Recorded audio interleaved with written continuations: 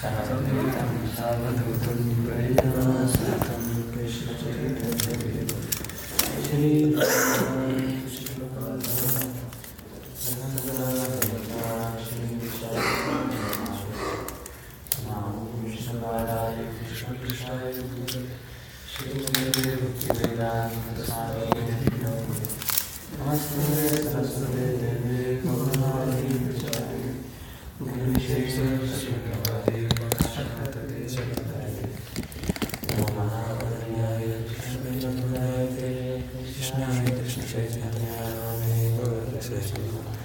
Hey Krishna Karuna Sindhu Dinabandhu Jagatpate Rupesh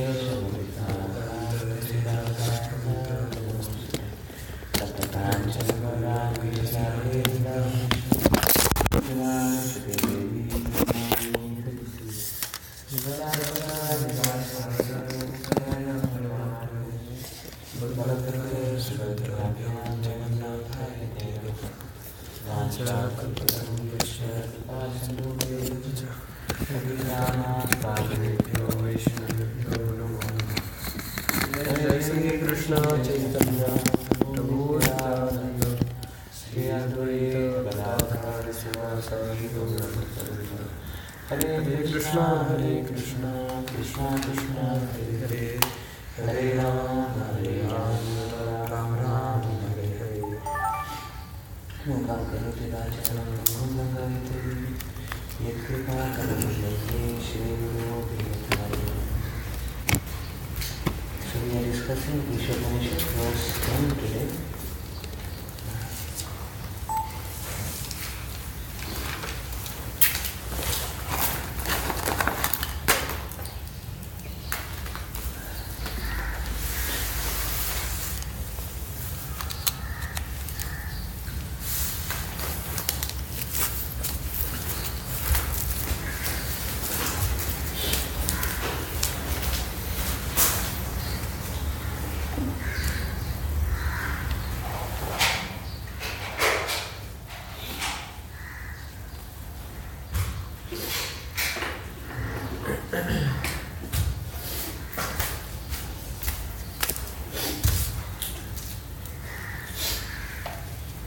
Anyadeva Vidyaya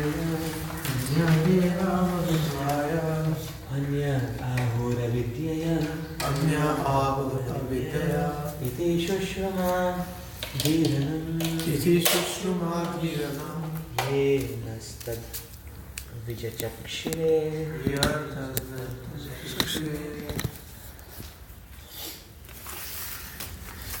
The wise have explained that one result is derived from the culture of knowledge and that a different result is obtained from the culture of nescience.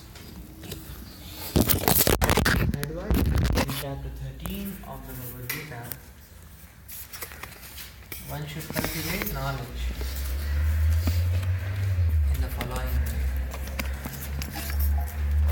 First, one should become a perfect gentleman and learn to give proper respect to others. Second, one should not pose himself as a religionist simply for name and fame. Third, one should not be a source of anxiety to others by the actions of one's body, by the thoughts of the mind, and by his words. Fourth, one should learn forbearance even in the face of provocation from others.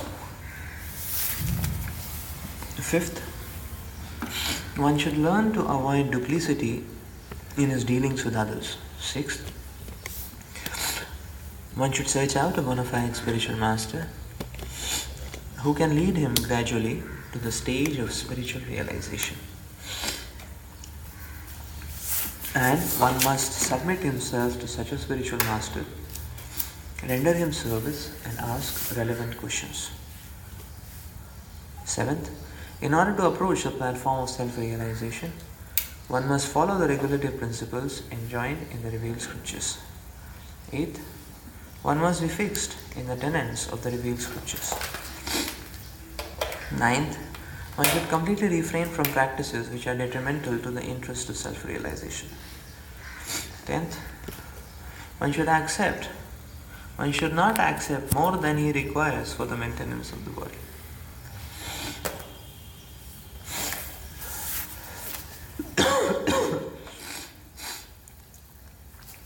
11th, one should not identify himself with a gross material body, nor should one consider those who are related to this body to be his own. 12th, one should always remember that as long as he has a material body, he must face the miseries of repeated birth, old age, disease and death. There is no use in making plans to get rid of these miseries of the material body. The best course is to find out the means by which one may regain his spiritual identity.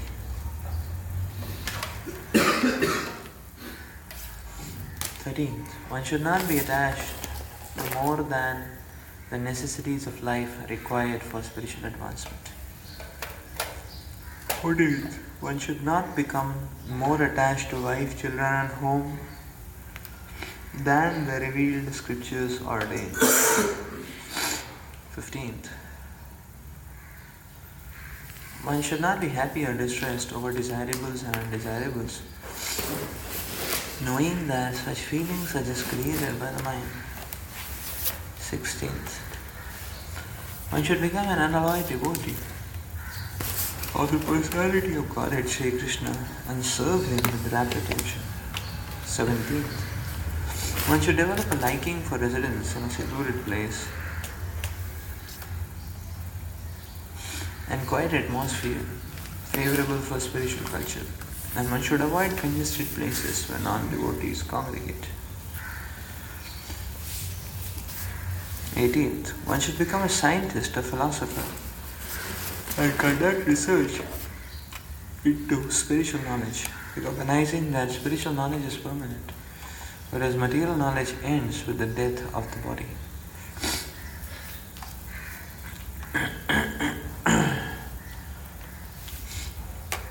These 18 items combine to form a gradual process by which real knowledge can be developed. Except for these, all other methods are considered to be in the category of nescience. Bhaktivinoda Thakur, a great Acharya, maintained that all forms of material knowledge are merely external features of the illusory energy, and that by culturing them one becomes no better than an ass.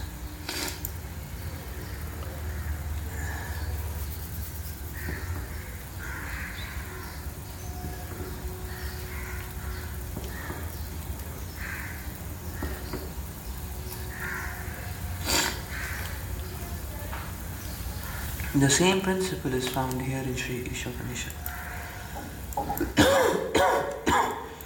By the advancement of material knowledge, modern man is simply being converted into an ass.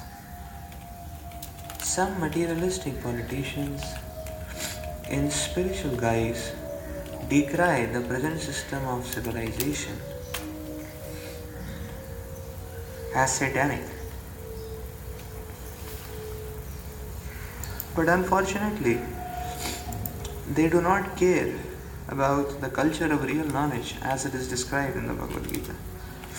Thus, they cannot change the satanic situation.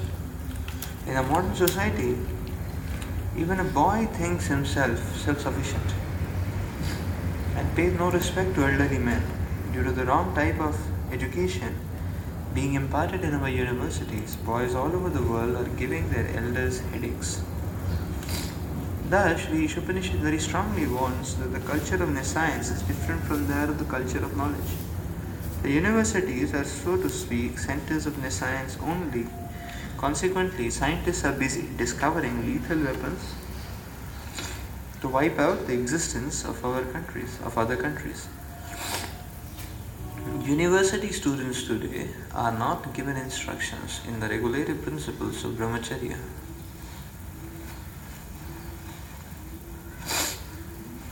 celibate student life, nor do they have any faith in any such scriptural injunctions. Religious principles are taught for the sake of name and fame only, and not for the sake of practical action. Thus, there is animosity not only in social and political fields, but in the field of religion as well.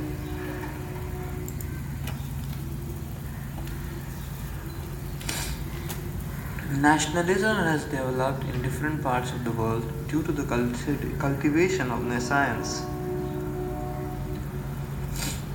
by the general people. No one considers that this tiny earth is just a lump of matter floating in the immeasurable space along with many other lumps. In comparison to the vastness of space, these material lumps are like dust particles in the air. Because God has kindly made these lumps of matter complete in themselves, they are perfectly equipped with all the necessities for floating in space. The drivers of our spaceships may be very proud of their achievements, but they do not consider the supreme driver of these greater, more gigantic spaceships called as planets.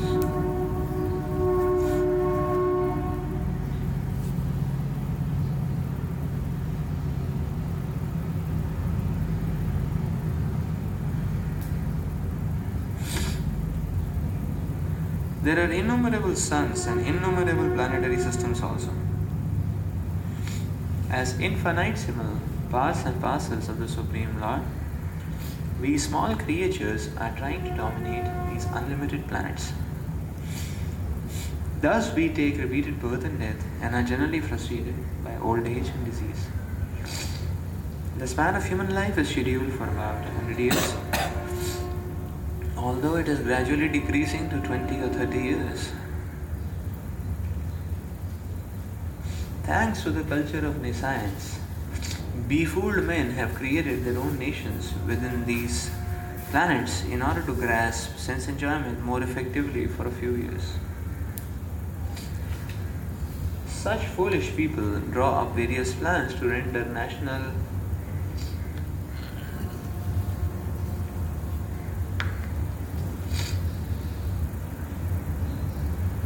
such foolish people draw up various plans to render national demarcations perfectly.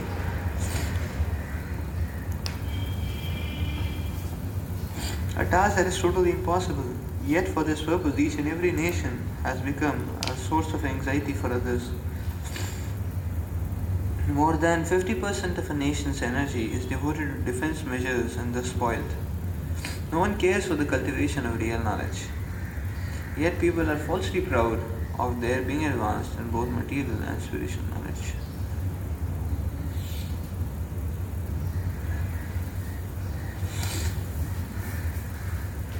Sri Ishopanishad warns us of this faulty type of education, and the Bhagavad Gita gives instructions as to the development of real knowledge.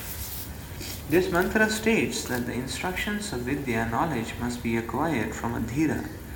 A dhira is one who is not disturbed by material illusion. No one can be undisturbed unless he is perfectly self-realized, at which time one neither hankers nor laments for anything. A dhira realizes that the material body and mind he has acquired by chance through material association.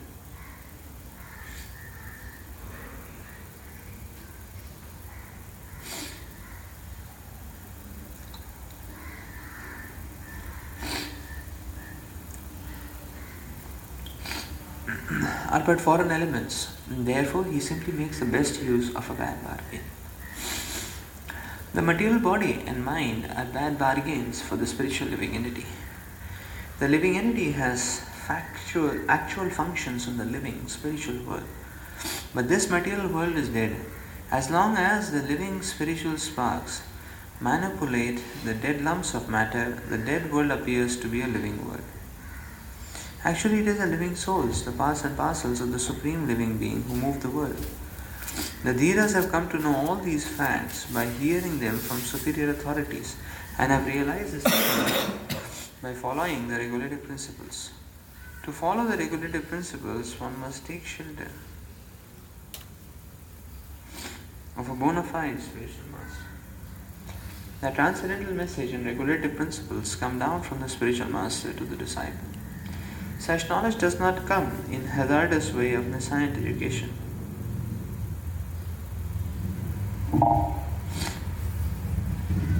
Such knowledge.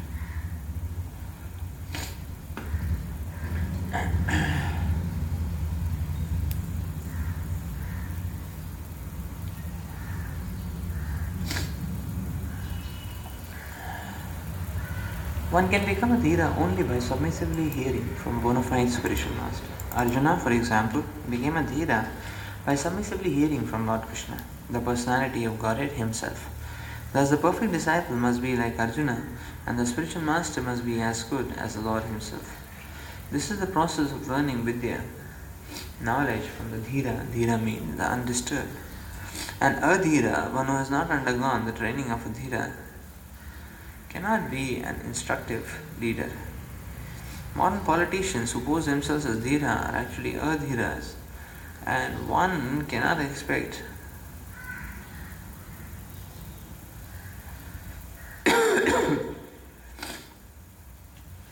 perfect knowledge from them. They are simply busy seeing to their own remuneration in dollars and cents. How can then they lead the mass of people to the right path of self-realization? One must hear submissively from a Dhira in order to attain the actual destination.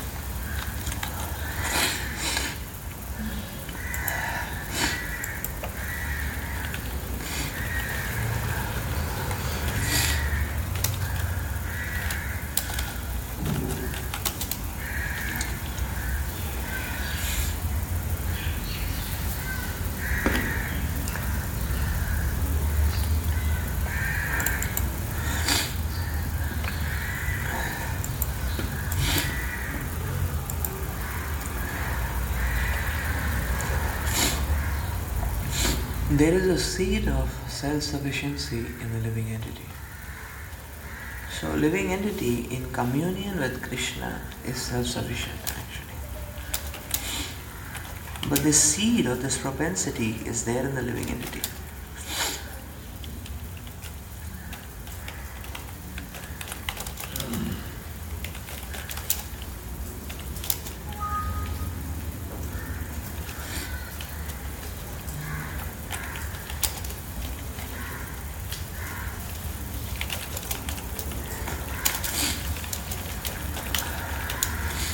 But this seed to germinate requires a culture.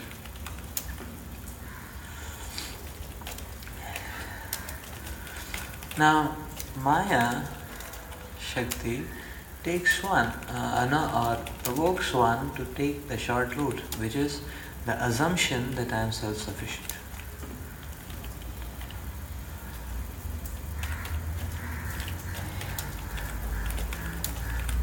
So we see in life that whether one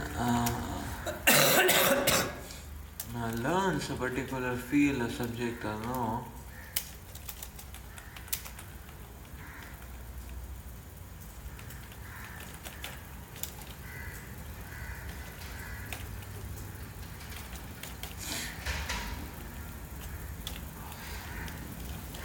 so whether one makes efforts to learn, he assumes that he is very learned. Therefore, you will see everybody thinks in this world he is very knowledgeable.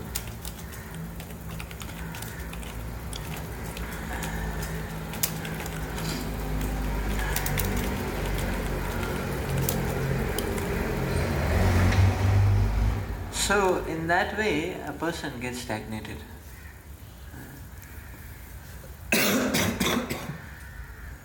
So when we say actually I know, then we get stagnated. But when we say I don't know actually, then we want to move towards the reservoir which has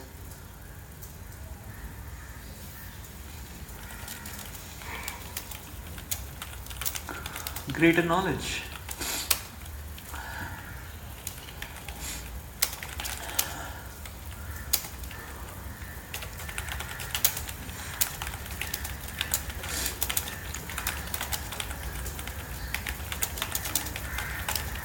So therefore, the spiritual motion means that one is not focused so much on how much he knows, but how much he does not know.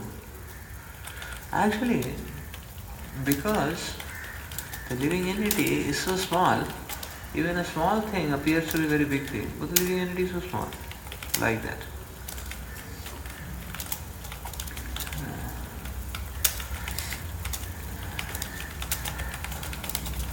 Just like somebody gives a powerful class, like that. Maybe some 5 people came and appreciated him for the class, So now a person is thinking I'm a very big speaker. Even if his class is watched by 1 million people, still there are more than 700 million people who have not watched his class.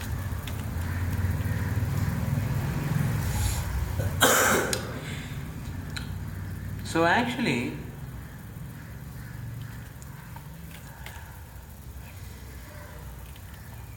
a proper culturing actually will make one humble actually. Because what is yet to be achieved is much more. Similarly, if one thinks that he is a very big preacher, how many people he can bring to Krishna consciousness? But how many people he is not able to bring to Krishna consciousness? If one focuses on that, we are not even started preaching.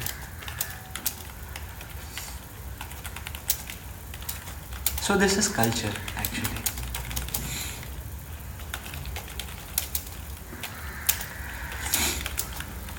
Culture.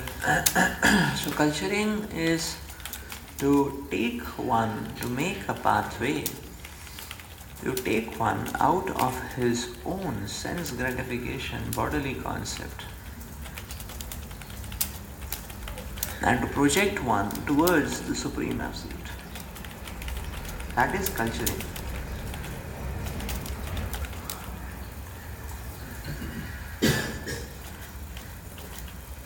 And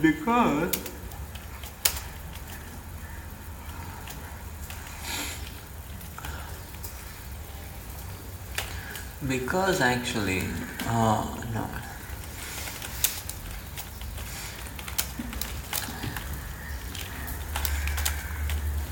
The ready-made road is not there. One has to actually make his place. And that requires efforts. And that requires commitment and dedication.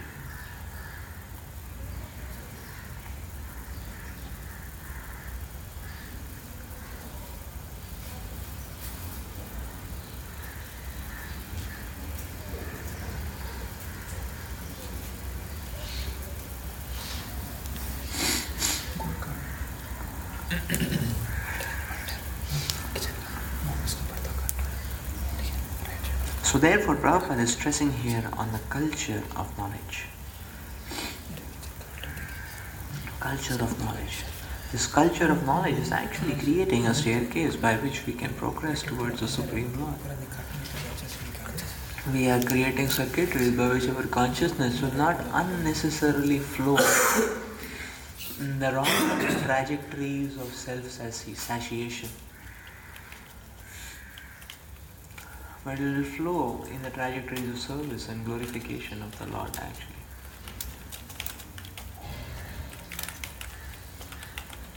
So this is what this culture of knowledge does actually. Now,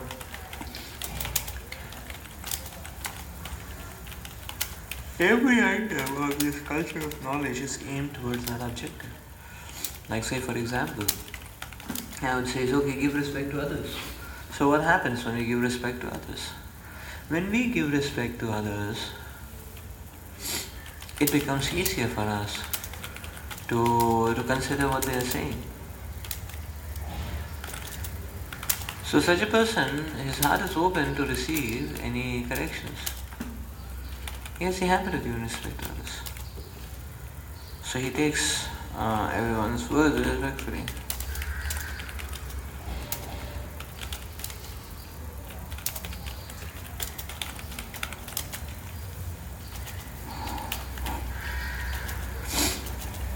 Similarly, it is said, tolerate. So when one tolerates, then again one is in a position in which he is not shaken up, because he has the habit of tolerating, actually. So tolerance is a filter by which you can separate the vibrations with the essence. Every situation has two aspects. One is the vibration and one is the essence. And what it requires to separate the two is tolerance. Just like somebody is shouting at us, say for example. If somebody is shouting at us, some devotee, then the immediate thing is that, so the high decibel, the tone, the emotions, they are the vibrations actually. But actually that deep in his heart, that point because of which he is hurt or he felt that it's very faulty on our part, that message is the essence. So now, if the culturing is not there, then one simply catches the words, the gestures, like that. He angrily charged at me, how dare he speak so strong with me? But what he spoke, that's not caught actually. Because that separation or that filtering requires tolerance.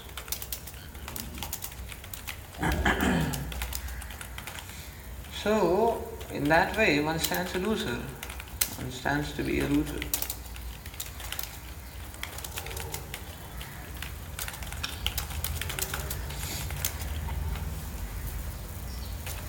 Similarly, humility. When one is practiced to be humble, then one is practiced not to think of oneself so much. And when one doesn't think of oneself, it becomes easier to think of Krishna. Thinking of Krishna is easy, but the problem is we don't give time for it only. In day-to-day life, our thought process is so obsessed thinking about ourselves that we really do not bother about anybody else.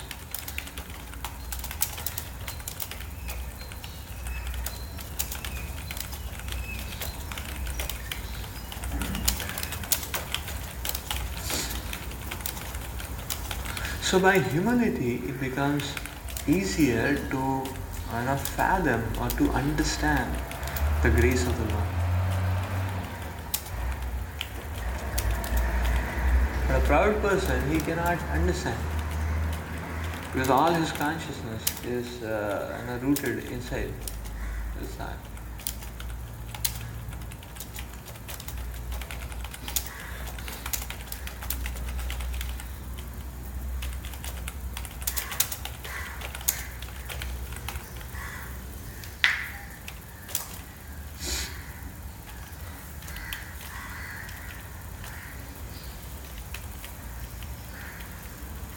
Similarly, one is truthful. One can admit his mistakes easily. And one is honest, is truthful.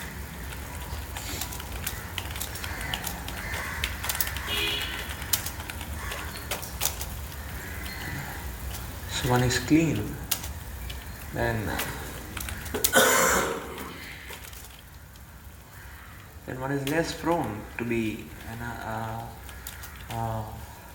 one is less prone to be contaminated by bad habits. So we see each and every of these 18 items of knowledge which are given, this culturing, puts one in a very beautiful, in a very wonderful situation actually, in which remembrance of Krishna and service to Krishna can be very perfectly and positively executed. These 18 items are like that.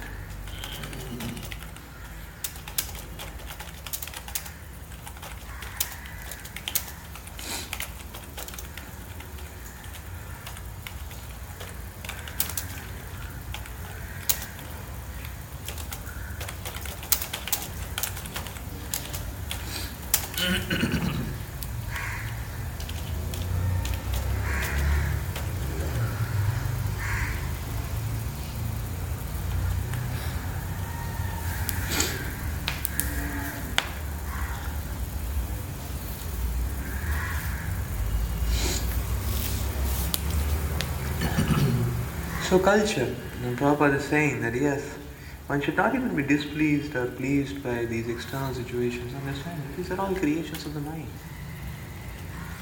So that detachment and the control of the senses brings one to understand the nature of the mind and how the mind travels.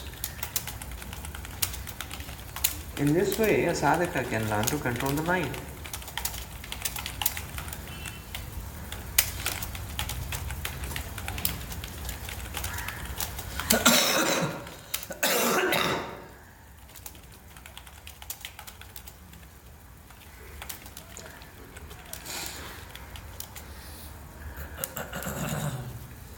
Prabhupada explains, so many organizations, they even teach religion for the sake of name and fame.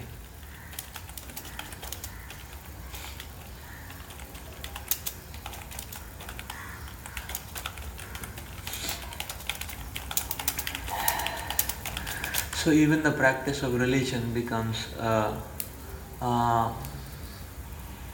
messed up concept.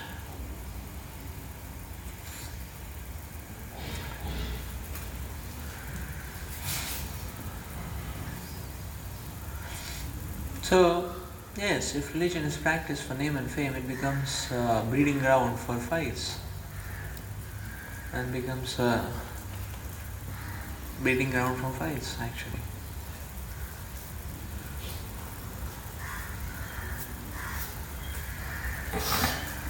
Therefore, culturing is very important. Many times we focus on externals. Many times we want to set right externals.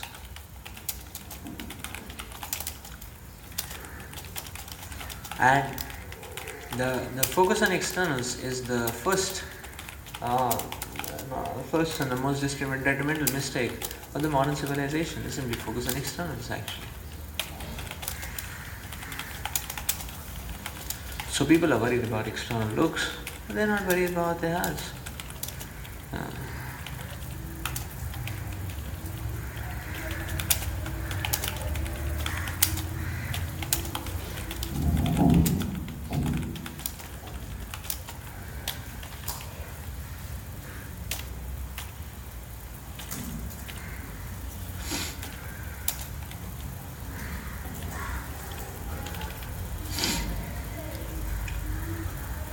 It's externals.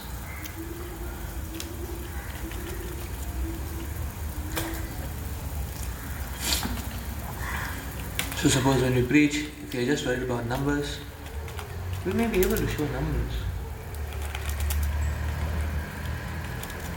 But what is the quality of people whom we have preached to? That requires investment. No? That requires training. That requires setting an example. That requires in oneself cultivating divine qualities. So there is depth in life.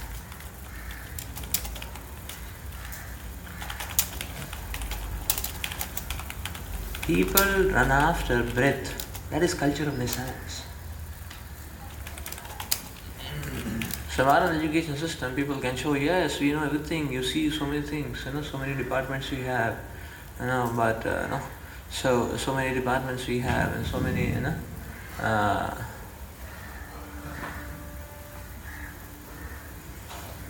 so many faculties we have and so on and so forth.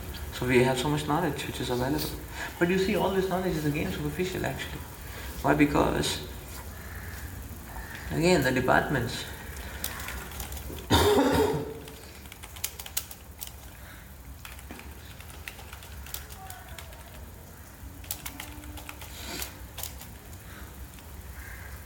they also catch something superficially, twist it from here and there, so it becomes something which is looking a little new, and then publish. That's it. Patent, publish, go on. You see, the point is how many people are even researching on the fundamentals of life. Hardly any.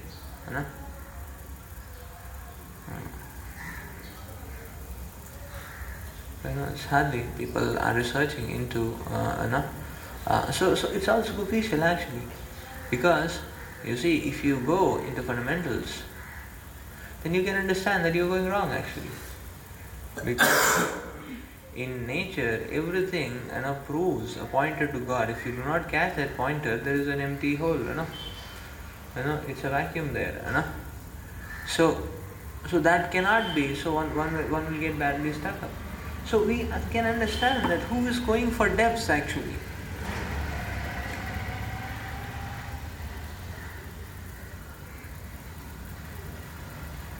That's the culture of the science.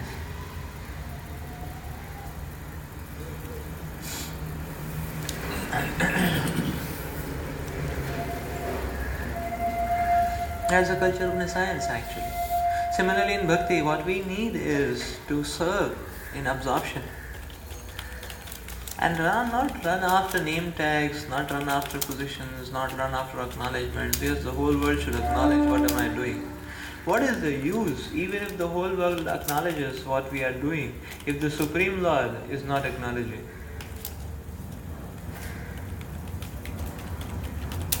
What is the use, even if one is the President of the United States, if he doesn't lead a life based on the scriptures and a devoted life to God?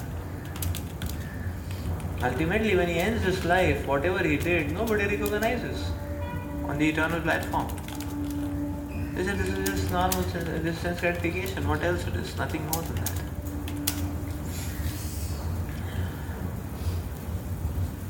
But now the point is that even if nobody recognizes around, but the Supreme Lord is happy, that marks the end of material existence for the living entity actually.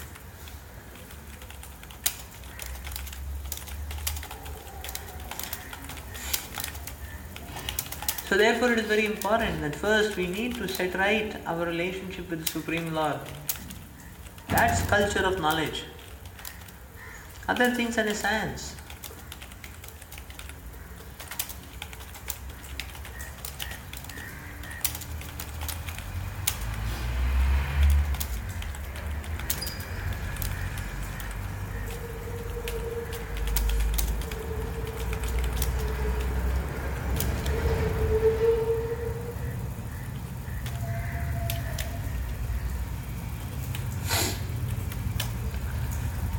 So therefore Prabhupada makes a point here.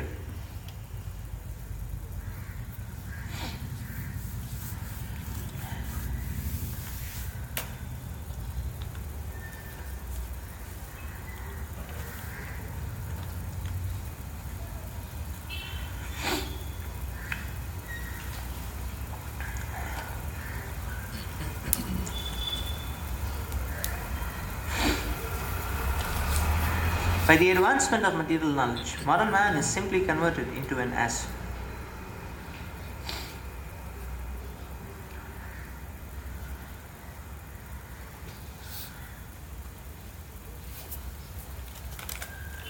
He simply works hard without understanding what is he working hard for, or what effect he will get by where, or what he is working on actually.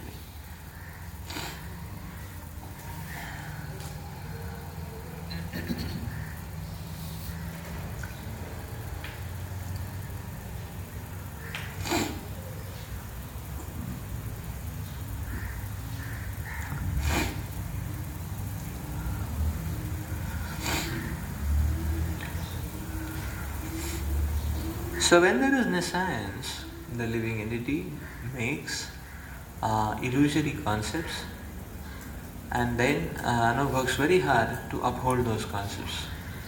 And in due course of time, those concepts get washed off. And then one makes new concepts and works very hard to uphold those concepts. This is what happens actually.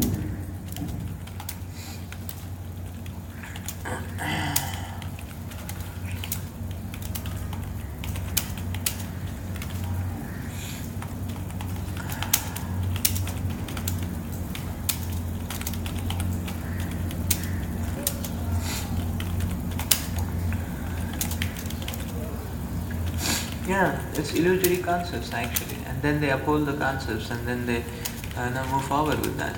Just like, everything is an illusory concept like that. The Prabhupada is saying these nations, the demarcation nations, they are again an illusory concept. What is this nation, that nation, my nation, your nation, my country, your country? All these divisions are again illusory concepts, and then to maintain those concepts, you want defense, you want so on, so forth, and things like that.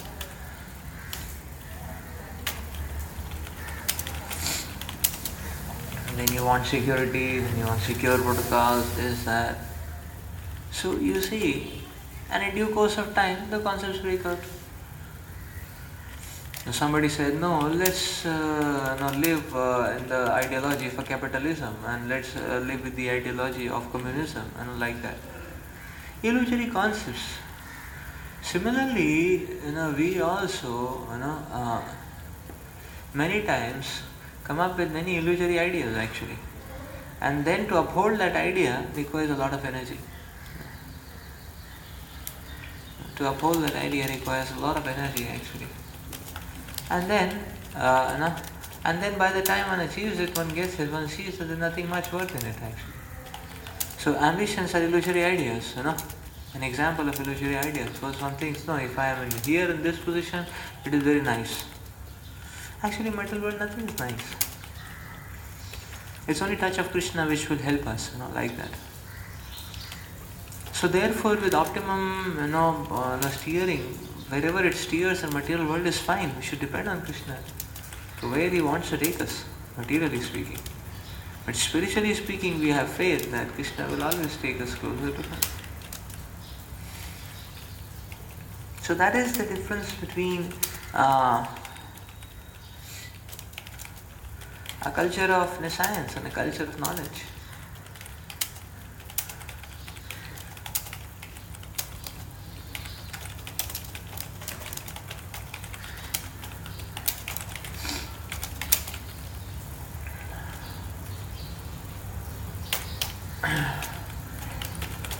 The living entity is expert in making things complicated.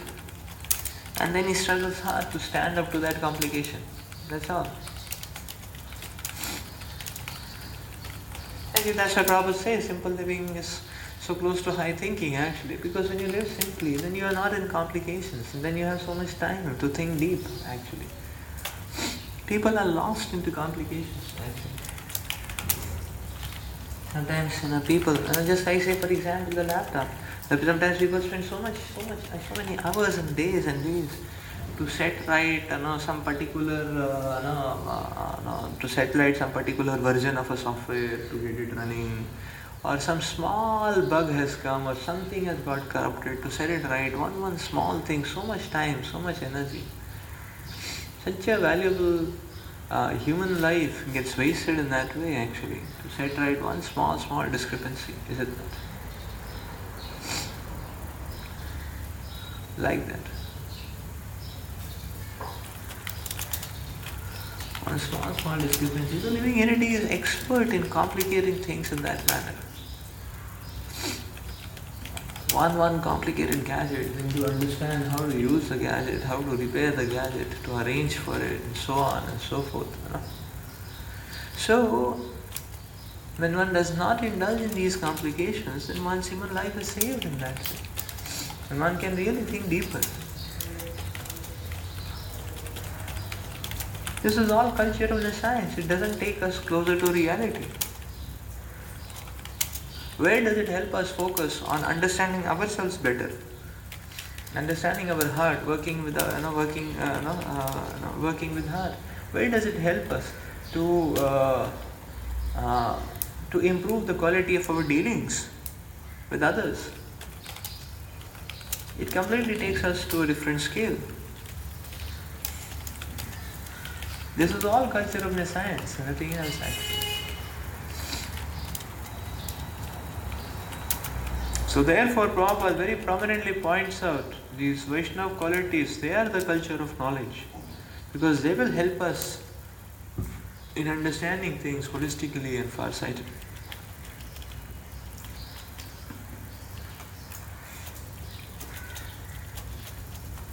And Prabhupada is saying that such a knowledge one can get from a dhira. The Prabhupada translates, a dhira is a person who is not disturbed. So this material world is restless, and therefore the waves of the world actually always keep banging people. So therefore nobody is stable actually. A person thinks of one thing one day, another thing his thought process is changed. Person gets attracted to one thing one day, another thing something else changes. The fashions change, the sensex index change, the policies change, everything keeps changing. This is this material world, there is so much flow.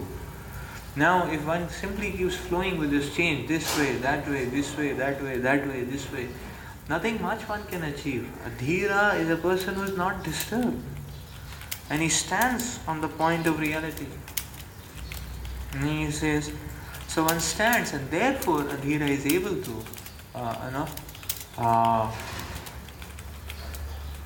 because he is not disturbed, he is not provoked, therefore he is able to catch the eternal. If one is always moving around, one cannot catch anything. Just like if you are running around, it is difficult to eat. If you sit down properly at one place, you can eat peacefully. Is it not? If you are running around, you are in motion, you cannot read properly. You need to sit down at one place peacefully, like that. Similarly, in restlessness, we cannot achieve anything. And therefore, we cannot catch the eternal. That's why culturing is required, so that we are not disturbed. And that's why one needs a dhira, so that one can see and learn. One can see and learn actually. In that way one can catch and see things in practice. So that's why Prabhupada says one must hear submissively from a dhira in order to attain the actual education. We'll stop here. Srila Prabhupada ki jai. Kalraj Shri Shubhanishad ki jai. So we will have Mangalarti after